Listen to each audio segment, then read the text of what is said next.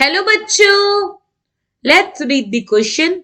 In which of the following species second ionization energy is less than first ionization energy?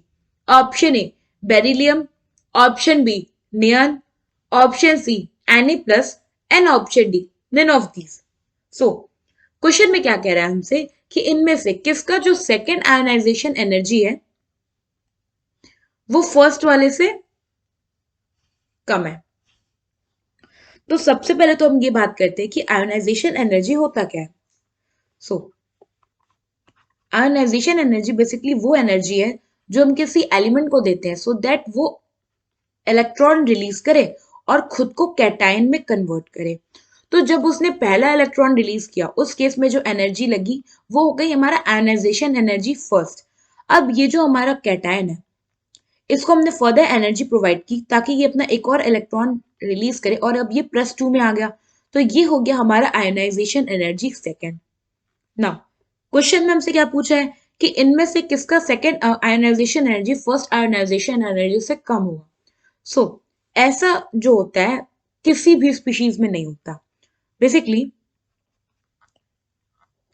जो हमारा concept है ये है कि always successive ionization energy is greater than previous ionization energy. Therefore, IE2 is greater than IE1. अब मैं इसको एक ऐसे एग्जांपल से समझाती हूँ जिससे आप देखो हमारे पास है बेरिलियम। बेरिलियम का एटॉमिक नंबर होता है 4। अब हम इसका इलेक्ट्रॉनिक कन्फिगुरेशन देखें ग्राउंड स्टेट में तो ये है 1s2 2s2। नाउ बेरिलियम क्या चाहेगा कि वो अपना इलेक्ट्रॉन रिलीज करे। कोई भी एटम कब इलेक्ट्रॉन रिलीज करता है जब वो चाहता है कि वो स्ट्रांग हो, वो नोबल इलेक्ट्रॉनिक कन्फिगुरेशन को अटेन करे। तो अगर हम बेरिलियम प्लस की बात करें Be+ की, यानी कि जब उसने एक इलेक्ट्रॉन अपना लूज कर दिया तो यहाँ पे कन्फिगुरेशन हो जाएगा 1s2 2s1। बेरिलियम 2+ की बात करें तो ये कन्फिगुरेशन हो जाएगा 1s2। ना अगर आप ये देखो यहाँ पे जो हमें Be को Be+ में एनर्जी कन्वर्ट करने की चाहिए वो हमने कंसीडर कर लिया IE1 और Be+ से Be2 में चाहिए हमें IE2। तो ये अपना एलिमेंट बेरिलियम देखो वो ऑलरेडी क्या था, इसके क्या थे सारे इलेक्ट्रॉन जो थे जैसे कि हमारा सब शेल है ये ऑलरेडी फिल था। +1 में आने के लिए इसने एक इलेक्ट्रॉन रिलीज किया। अब +2 में आने के लिए अगर आप देखो तो बेरिलियम का साइज और कम हो गया।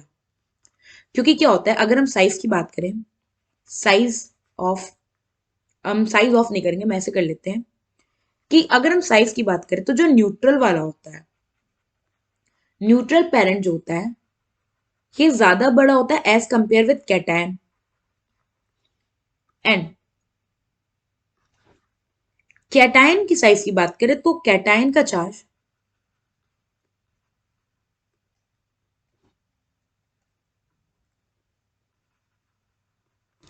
जैसे जैसे बढ़ेगा उसका साइज और डिक्रीज करेगा।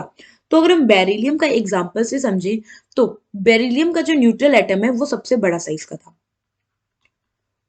उसके बाद क्या हुआ, उसका साइज कम हुआ तो वो हो गया Be+, फिर आ गया Be2+। आयनाइजेशन एनर्जी कहता है कि साइज जब डिक्रीज होता है तो जो ई इफेक्टिव है यानी कि इफेक्टिव न्यूक्लियर चार्ज है वो इंक्रीज होती है और आयनाइजेशन एनर्जी भी अपना इंक्रीज होता है।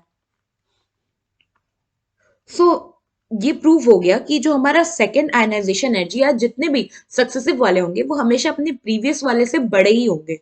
सो यहाँ पे जो हमारा करेक्ट ऑप्शन होगा वो होगा ऑप्शन डी। आई होप आपको एक क्वेश्चन समझ में आया होगा। Thank you.